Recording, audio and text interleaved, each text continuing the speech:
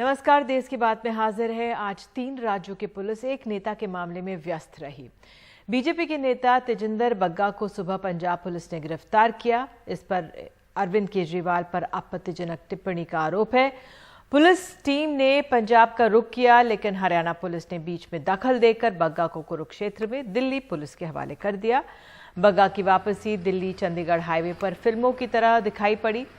कई गाड़ियों के काफिले में, अगर हम वो तस्वीरें दिखा सकते हैं, किस तरह से चेज करते हुए गाड़ियों का काफिला था। हमारे सहयोगी सौरभ यहाँ पर मौजूद थे, लगातार जानकारी दे रहे थे और पूरी एक फिल्मी चेज सी नजर आई। 3 राज्यों की पुलिस व्यस्त थी इस शख्स को फिलहाल वापस लाने के लिए। बहरहाल इसी मसले को हम समझने की कोशिश करेंगे। ये जो नेता हैं कोई बहुत बड़े पदस्थ नेता नहीं है बीजेपी के, लेकिन मामला इतना बड़ा, इतना सुर्खियों में आ गया। तो मुझे बताया जा रहा है आम आदमी पार्टी के वरिष्ठ नेता सौरभ भारद्वाज हमारे साथ मौजूद हैं। सौरभ, बहुत बहुत धन्यवाद जुड़ने के लिए। ये पूरा मामला इतना हाई प्रोफाइल कैसे हो गया? बीजेपी के कोई बहुत बड़े हाई प्रोफाइल नेता तो है नहीं तेजिंदर बग्गा, या हैं? क्योंकि पार्टी के अनुसार किसी पद में वो नहीं है शामिल। देखिए, बीजेपी के अंदर तो जितने भी नेता हैं, चाहे कपिल मिश्रा की बात करें या उस तरीके के जो बाकी इनके नेता हैं, वो सभी जो लाइमलाइट में आए हैं उसका कारण ये है कि बदतमीजी करते हैं, बदजुबानी करते हैं, घटिया भाषा का प्रयोग करते हैं और हिंदुओं को मुसलमानों से, हिंदुओं को सिखों से लड़ाने की, आपस में नफरत फैलाने की, इस तरीके की बातें करते हैं जिससे उत्तेजना है। तो ये अक्सर जो है इनका प्रोफाइल जो है बग्गा साहब का रहा है। इनके ऊपर एक नहीं कई सारे मुकदमे दिल्ली के अंदर दर्ज हैं। इनके ऊपर बंगाल के अंदर मुकदमा दर्ज है। की जाए, आप कह रहे हैं कि इतने सारे समन्स नोटिस गए, लेकिन उसके बावजूद फिर ऐसा क्यों हुआ? ऐसा क्यों परिस्थिति बनी कि वापस इनको दिल्ली लाया जा रहा है और हरियाणा पुलिस और दिल्ली पुलिस इनको वापस लेके आ पा रही? कुछ तो त्रुटि रही होगी, तभी ये संभव हो रहा है। देखिए, ये त्रुटि ये है कि ये जो तेजिंदर सिंह बग्गा हैं, जो नफरती बयान देते हैं हिंदुओं सिखों को लड़ाने का या हिंदुओं और मुस्लिमों को लड़ाने का, इनका संरक्षण है। ऐसा नहीं है कि ये कोई एक इंडिविजुअल है जो ये बयान दे रहे हैं। इनके पीछे बाकायदा सोची समझी एक रणनीति है। पूरी की पूरी भाजपा की केंद्र सरकार और राज्य सरकारें इनके पीछे हैं, इनको इसका संरक्षण है। और आज ये बात साबित हुई कि किस तरीके से इनको जो है केंद्र सरकार ने और हरियाणा की भाजपा सरकार ने किस तरीके से, जब इनको अरेस्ट किया गया, अरेस्ट करने से पहले इन्हें 5 बार सम्मन दिए गए। इनके ऊपर जब मुकदमा दर्ज हुआ तो इनको 5 बार पंजाब पुलिस यहाँ पे आके इनके घर में उनको सम्मन दिए गए। सौरभ, क्या गिरफ्तारी का वारंट परिवार को दिखाया गया सुबह? इसके खिलाफ ये जी, मैं आपकी बात सुन चुकी हूँ। सौरभ, ये बताइए, क्या इनके परिवार को गिरफ्तारी का वारंट आज दिखाया गया? बिल्कुल दिखाया गया। आप एक बात बताइए, इनको 5 बार सम्मन दिए गए तभी तो ये हाईकोर्ट गए, वरना ये पंजाब हरियाणा हाईकोर्ट क्यों गए थे? ये कई बार हाईकोर्ट गए। इन्होंने वहां पे अपनी एंटीसिपेटरी बिल लगाई जो रिजेक्ट हुई। इन्होंने कहा कि मेरी अरेस्ट को रोक दिया जाए, वो रिजेक्ट हुआ।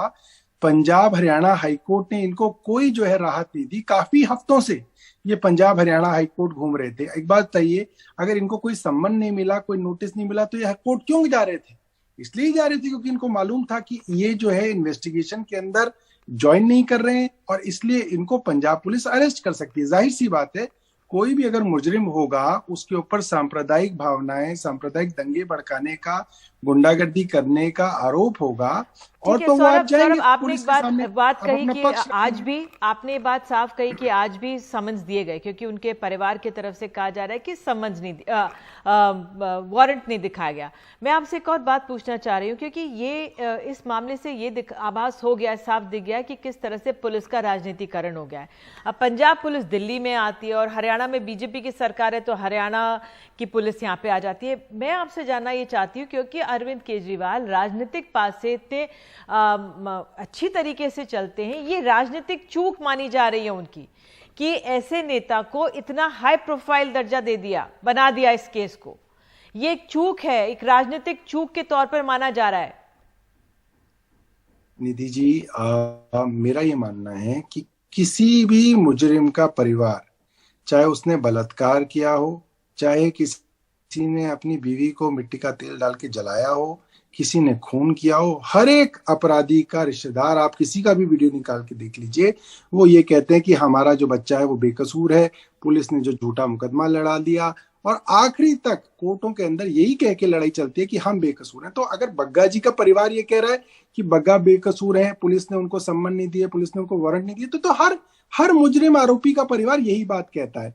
अब समस्या ये आती है कि क्या तेजिंदर सिंह बग्गा जैसे एलिमेंट्स को क्या पुलिस छोड़ दे? अगर ये नफरत फैलाते हैं और ये समाज के अंदर दंगे फैलाते हैं, तो क्या इस तरीके के लोगों को छोड़ दिया जाए कि ये आगे भी इस तरह से नफरत फैलाई जाए, या इन लोगों के ऊपर कोई कार्रवाई की जाए? मुझे तो खुशी है कि इस बार जो है पंजाब पुलिस ने इनके ऊपर कार्रवाई की है, और इस तरीके की जो भी लोग होंगे जो पंजाब के अंदर नफरत फैलाएंगे, हिंसा फैलाने की कोशिश करेंगे, उन पर कार्रवाई होनी चाहिए। कुछ दिनों पहले 29 अप्रैल को पंजाब के अंदर हिंदू और सिखों के गुट के बीच में झगड़ा कराया गया। आप ये चीज देख सकते हैं कि वो जो झगड़ा कराया और जिसके अंदर जो आदमी पकड़े गए, जो उसके मास्टरमाइंड है, वो भी बीजेपी से जुड़े हुए हैं। उनके तार भी बीजेपी के जो सीनियर लीडर हैं मिस्टर बनजिंदर सिंह सिरसा, उनसे जुड़े हुए हैं। उन्होंने उनकी वकालत करते हुए उनके लिए बयान जारी किए हैं। तो ये बीजेपी के लोग अगर पंजाब के अंदर, दिल्ली के अंदर इस तरीके की सांप्रदायिक हिंसा फैलाने की कोशिश करेंगे तो इन्हें सख्ती से निपटा जाएगा। चलिए, ये एक बहुत बड़ा राजनीतिक संदेश है जो अरविंद केजरीवाल देना चाह रहे हैं, और वो आज जिस तरह से पंजाब पुलिस ने कार्रवाई की उससे देखा है। बहुत बहुत धन्यवाद सौरभ शुक्ला जुड़ने के लिए। और जिस तरह से सियासी पासे चले जाते हैं उसमें अरविंद केजरीवाल का ये एक तरह से संदेश है अपने विपक्षियों को। हमारे साथ इस पूरे मामले में उत्तर प्रदेश के पूर्व डीजीपी विक्रम सिंह मौजूद हैं। सर, मेरा पहला सवाल आपसे, पहली बार शायद देख रहे हैं कि एक शख्स को लेकर 3 राज्यों की पुलिस भिड़ गई है, व्यस्त हो गई है। इस त्रिवेणी का संगम जो है ये मैं कम से कम जीवन में पहली बार देख रहा हूं, और बड़ा कष्ट हो रहा है। पुलिस संविधान से चलने वाली मशीनरी है, किसी के प्राइवेट मैनिफेस्टो पे चलने वाली नहीं है। जिस तरीके की त्रुटियां आज हुई है, भगवान न करे दोबारा उसको देखने का मौका मिले, क्योंकि ये स्थिति बहुत भयावह है। निधि जी, पुलिस चलती है और अगर गिरफ्तारी होती है तो सबसे पहले देखें क्या 7 साल से ज्यादा की सजा में वांछित है, 7 साल से कम की सजा में वांछित है, क्या नोटिस दी है इन्वेस्टिगेशन में शामिल होने के लिए, कोऑपरेट करने के लिए नोटिस बताई जाती हैं, दी गई। लेकिन अगर पुलिस दूसरे स्टेट में, दूसरे जनपद में भी जाती है तो संबंधित जो नजदीक का थाना है, जिसका कि ज्यूरिसडिक्शन है, कार्यक्षेत्र है, वहां जाकर के जीडी में अपनी एंट्री कराती है, और अगर किसी कारणवश नहीं करा पाई तो गिरफ्तारी कर सकती है। और इसके कारण अनिवार्यताएं सीडी में अपनी केस डायरी में लिखेगी कि अगर हम तत्परता से न करते तो आरोपी भाग सकता था, गिरफ्तारी कर ले। लेकिन अब जो आती है उसमें कोई विकल्प नहीं है। वापसी में कम से कम थाने में जाकर के जीडी एंट्री करानी होगी। नंबर 2, अगर 30 किलोमीटर से ऊपर का दायरा है तो संबंधित न्यायालय में जाके ट्रांजिट रिमांड लेगी, जो कि नहीं लिया गया, मुझे बताया जाता नहीं लिया गया। तो 2 त्रुटियां बताई जा रही हैं। एक, कि थाने में जाकर के वांछित प्रविष्ट नहीं कराएगी, और जब थाने जाकर के संपर्क करने की बात है तो व्हाट्सएप और एसएमएस नहीं, जाकर के व्यक्तिगत संपर्क करने की बात और जीडी में एंट्री कराने की बात है।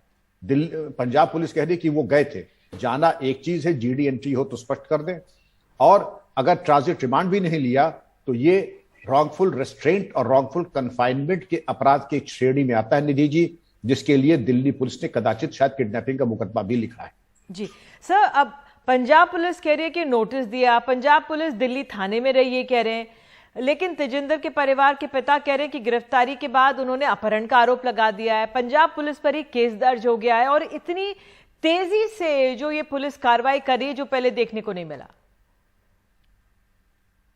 निधि जी, इसमें कई फॉल्ट लाइन्स है, जैसा कि आपने स्वयं इंगित किया प्रारंभिक संबोधन में।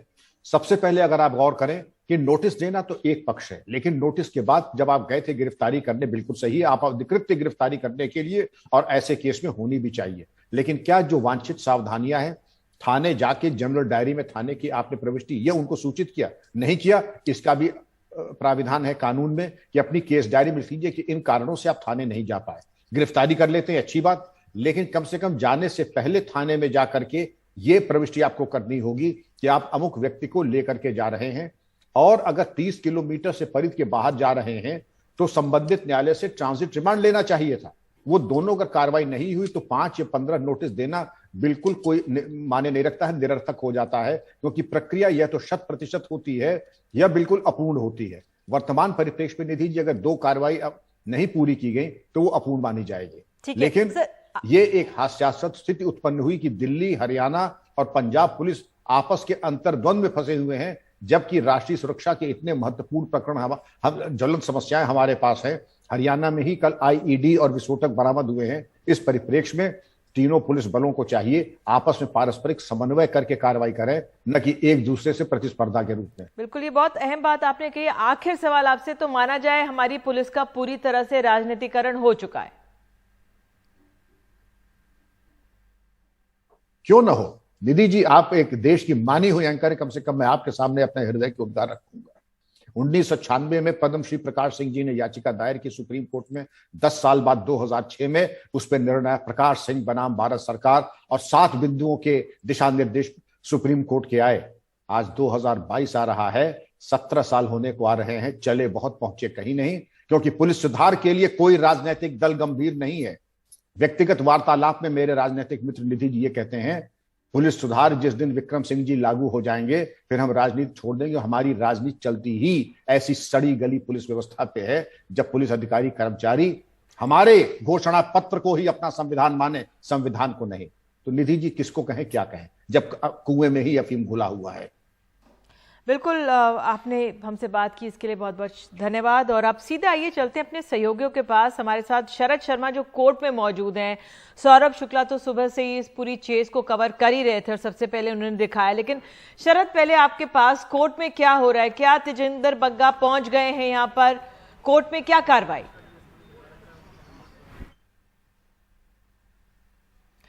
मुझे बताया जा रहा है शरद अब नहीं है, सौरभ हमारे साथ हैं। सौरभ, आप कहां पे हैं इस समय, बताइए, और क्या ताजा अपडेट आपके पास? देखिए निधि, हम इस वक्त द्वारका कोर्ट में पहुंच गए हैं और जो ताज़ा जानकारी है वो बता दें दर्शकों को कि क्योंकि कोर्ट का वक्त हो गया है, कोर्ट अब नहीं बैठी है, तो तेजिंदर पाल सिंह बग्गा को रात 9 बजे के करीब जो ड्यूटी मेट्रोपॉलिटन जज हैं, ड्यूटी MM हैं, उनका नाम है स्वयं सिद्धा त्रिपाठी, उनके घर पर, गुड़गांव में वो रहते हैं, उनके घर पर तेजिंदर पाल सिंह बग्गा को प्रोड्यूस किया जाएगा।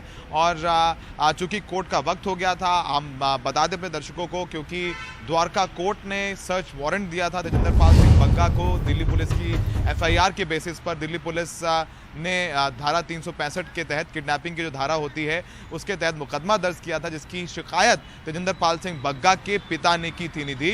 तो उसके बाद सर्च वारंट किया गया। वही सर्च वारंट लेकर के दिल्ली पुलिस हरियाणा कुरुक्षेत्र पहुंची थी, जहां से कुरुक्षेत्र में हरियाणा पुलिस से तेजिंदर पाल सिंह की बग्गा की कस्टडी लेकर के वो द्वारका कोर्ट पहुंचने ही वाली थी, लेकिन उनको बताया गया कि कोर्ट अब उठ चुका है, कोर्ट का वक्त पूरा हो चुका है। तो ऐसे मामलों में जो ऐसे मामले होते हैं उसमें जो ड्यूटी मजिस्ट्रेट होता है उसे घर पर पेशी होती है। तो तेजिंदर पाल सिंह बग्गा को रात 9 बजे जो ड्यूटी MM है द्वारका कोर्ट की, उनके घर जो कि गुड़गांव में है, वहां पर तेजिंदर पाल सिंह बग्गा को पेश किया जाएगा। और उसके बाद तेजिंदर पाल सिंह बग्गा की लीगल कार्रवाई करने के बाद उनको उनके परिवार वालों को सौंप दिया जाएगा। तो आज की रात तेजिंदर पाल सिंह बग्गा, निधि, उम्मीद है कि अपने परिवार वालों के साथ गुजारेंगे।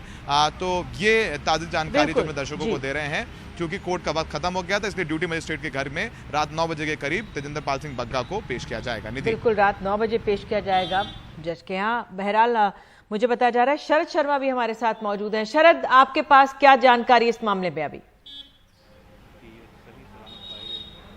निधि, लगभग अब मामला समाप्ति की ओर ही है। हम द्वारका कोर्ट में इस वक्त खड़े हैं, जहां पर सब लोग उम्मीद कर रहे थे कि तेजिंदर पाल सिंह बग्गा को लेकर आया जाएगा, यहां पर कोर्ट में पेश किया जाएगा, क्योंकि यहीं से जो सर्च वारंट जारी हुआ था, क्योंकि थाना जनकपुरी में FIR दर्ज हुई थी अपहरण की, तो यहीं पर जो है FIR दर्ज होकर यहीं पे पुलिस आई थी, सर्च वारंट लेके गई थी। और इसी के बिना पर जो है वापस पंजाब पुलिस से, जिनको हरियाणा में रोका गया था, वहाँ से तेजिंदर पाल सिंह बग्गा को वापस अब लेके आ रही है। तो अब जो है लगभग यहाँ पर तो कोर्ट पे तो काम खत्म हो गया है। अब सारी नज़रें जो हैं रात के समय जो ड्यूटी MM हैं उनके घर पे लगी है। और नज़रें भी क्या, अब तो बस केवल एक फॉर्मेलिटी है कि क्योंकि सर्च वारंट जारी हुआ है तो केवल उनको वहाँ ले जाना है और वहाँ से जो जज हैं वो आदेश दे देंगे कि अब इनको उनके घर पर छोड़ दिया जाए, रिहा कर दिया जाए। तो उसके साथ ही ये जो एक अजीब सा चैप्टर शुरू हुआ था जिसके बारे में कभी किसी ने सोचा नहीं था, वो चैप्टर जो है शरद, आपने बोला ये अजीब सा चैप्टर, अगर संक्षेप में एक तरह से राजनीतिक तौर पर ये क्या चूक हुई आम आदमी पार्टी से? अरविंद केजरीवाल बहुत समझ के कार्य करते हैं। देखिए, जो दर्शक अभी देख रहे हैं वो उसे सीधे सीधे समझेंगे ये ऐसा हुआ है कि एक राज्य की पुलिस ने पकड़ा और दूसरे राज्य की पुलिस जाकर छुड़ा के लेके आ गई। तो ऐसा आज तक देखा नहीं गया था, कम से कम हम लोगों ने नहीं देखा और जिनसे हम बात कर रहे हैं उन्होंने नहीं देखा।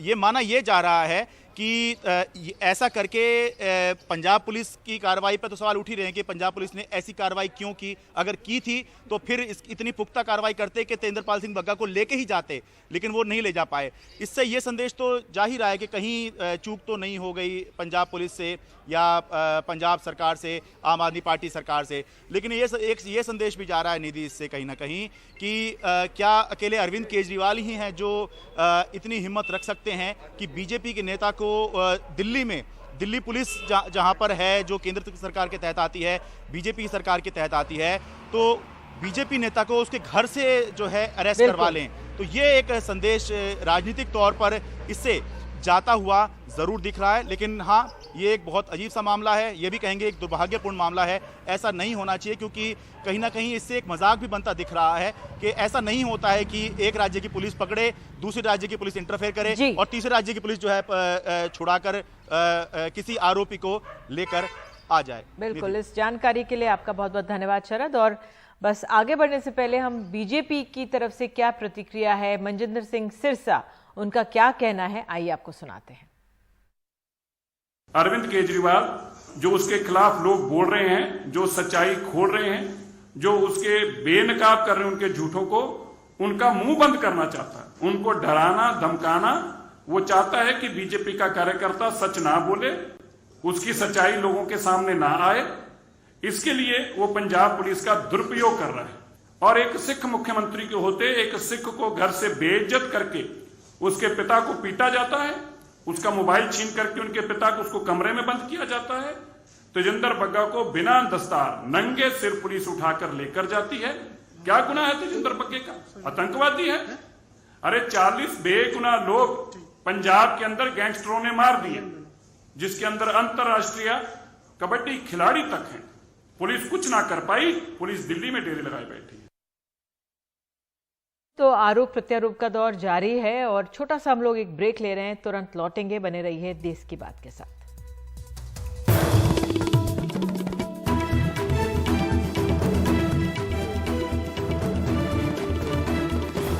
देश की बात में हम हाजिर हैं एक बार फिर से और आपको बता दें प्रितपाल सिंह बग्गा हमारे साथ मौजूद हैं, तेजिंदर बग्गा के पिता हमारे साथ हैं। बहुत बहुत धन्यवाद जुड़ने के लिए प्रितपाल जी।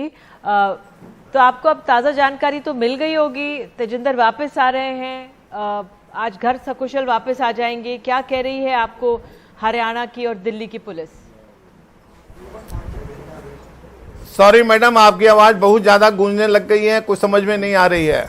अब आपको मैं तो ये कह रही हूँ कि और मेरी आवाज ही मेरे को सुनाई पड़ रही है, मेरी आवाज मेरे को वापस सुनाई दे रही है।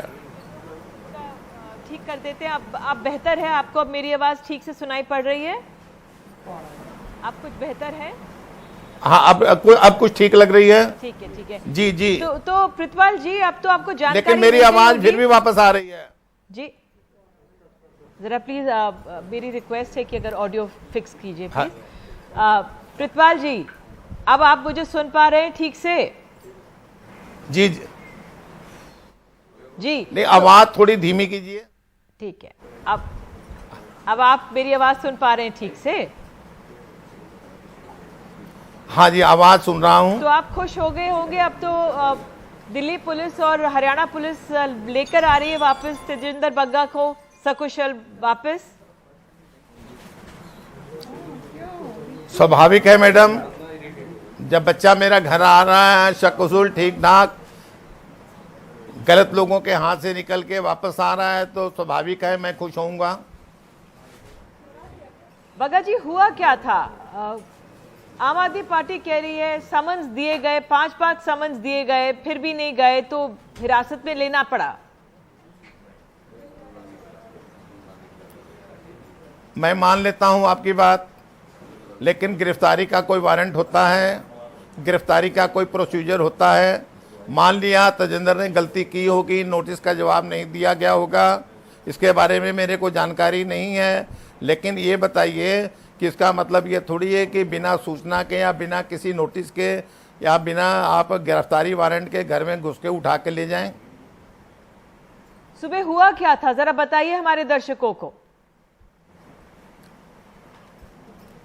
सुबह हुआ यूं कि मेरे घर का दरवाज़ा नॉक हुआ, 2 सज्जन घर दरवाजे पे खड़े थे। मैंने उनका वेलकम किया, अंदर किया, अभी बातचीत करने लगा था तो इतने में बाहर से और लोग दरवाज़ा खोल के इंटर करने लग गए। लगभग 15 लोग घर के अंदर इंटर कर गए और उन्होंने तजिंदर को घेर के पकड़ लिया और खींच के ले जाने की कोशिश की। तजिंदर ने इतराज़ किया। तजिंदर ने कहा क्या बात है, क्यों मुझे ले जा रहे हो? तो कहा कुछ नहीं, तुम हमारे साथ चलो, तुमको मेरे साथ चलना होगा। तजिंदर ने कहा कि आप कम से कम मेरे को इतना समय दे दें कि मैं पगड़ी बांध लूँ। उन्होंने उसका मौका नहीं दिया, वो उसको खींचने लगे। इस दरमियान मैं अपने रूम में गया, मैंने अपना फ़ोन उठाया और उनकी वीडियो बनाने की कोशिश की। जब मैं वीडियो बनाने के लिए फ़ोन ऑन कर रहा था तो एक सज्जन आए, वो मेरे को वापस धक्का देके कमरे में ले गए। उन्होंने मेरे से फ़ोन छीनने की कोशिश की। जब मैंने देने की कोशिश नहीं छीनने दे रहा था तो उन्होंने मेरे मुंह के ऊपर राइट साइड में पंच मारा। उसके बाद मेरे गले और कंधे के ऊपर हाथ मार के मेरे को बिठा दिया। फिर उसके बाद उन्होंने मेरा फ़ोन छीन लिया और वो बाहर आ गए।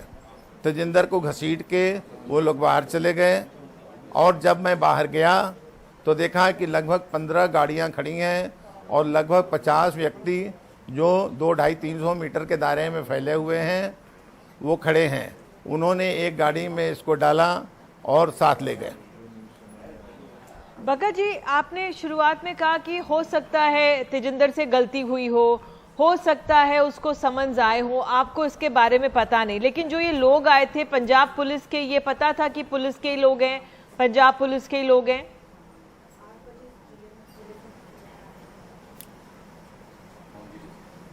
ये जब तक कोई अपने कागज नहीं दिखाएगा, ये नहीं बताएगा, अपना आई कार्ड या परिचय पत्र नहीं देगा, ये कैसे पता लगेगा कौन से लोग हैं? उन्होंने ना अपना कोई परिचय दिया, ना कोई अपना कार्ड दिखाया, ना अपना गिरफ्तारी का वारंट दिखाया। आम आदमी पार्टी की तरफ से कहा जा रहा है वारंट दिखाया था। किसको दिखाया था? कब दिखाया था? कोई उसका सबूत देंगे? आम आदमी पार्टी वहां खड़ी थी, इसका मतलब ये है कि सारा कुछ आम आदमी पार्टी के इशारे पर हो रहा है। इस आम आदमी पार्टी कैसे कर सकती है? ये पंजाब पुलिस कहे ना कि हमने वारंट दिखाया था। ठीक है बग्गा जी, फिर आपने इसके बाद जब तेजिंदर को लेके गए, फिर उसके बाद आप पुलिस में गए, आपने किडनैपिंग का मामला दर्ज कराया। क्या आपके लॉयर्स ने आपको एडवाइस किया?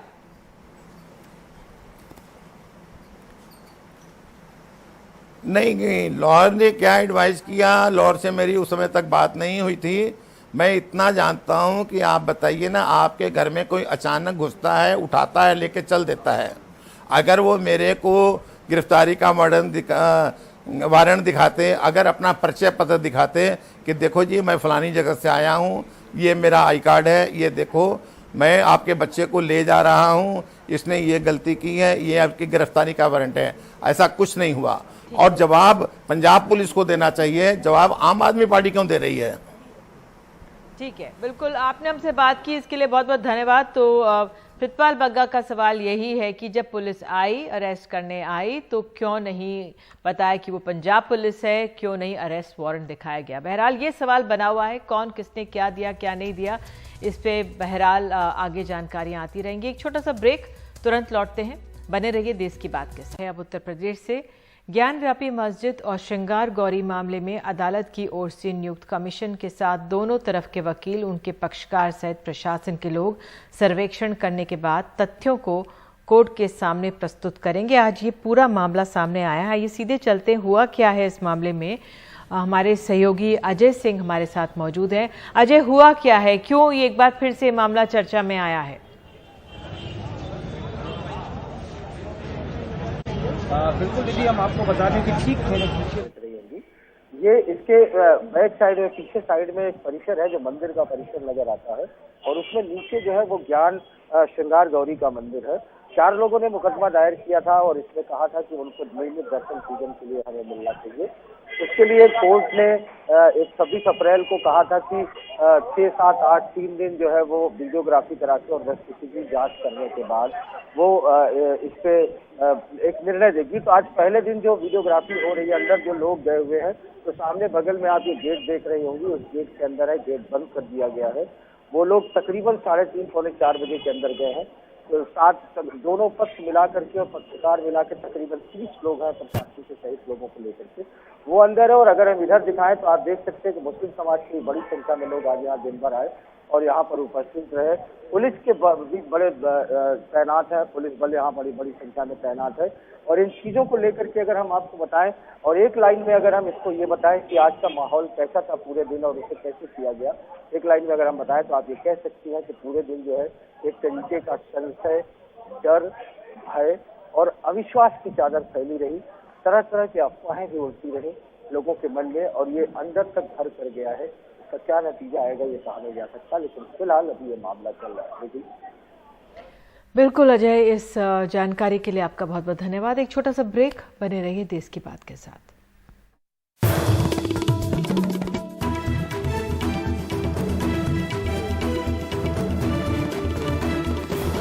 की बात इस बार उत्तर प्रदेश के अनाज मंडियों में प्राइवेट ट्रेडर से गेहूं किसानों की 2150 से 2200 रुपए प्रति क्विंटल तक की रेट मिल रहा है, जो सरकारी रेट 2015 प्रति क्विंटल से 7 से 10% तक ज्यादा है। रूस यूक्रेन युद्ध की वजह से भारत में गेहूं का एक्सपोर्ट बढ़ने की वजह से गेहूं अर्थव्यवस्था में यह अहम बदलाव हुआ है।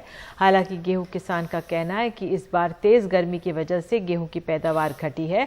साथ ही पेट्रोल डीजल महंगा होने की वजह से गेहूं के स्टॉक के अनाज मीडिया तक लाने में खर्चा भी बढ़ा है। तो ये डिटेल रिपोर्ट आप आगे देख सकते हैं बुलेटिन में।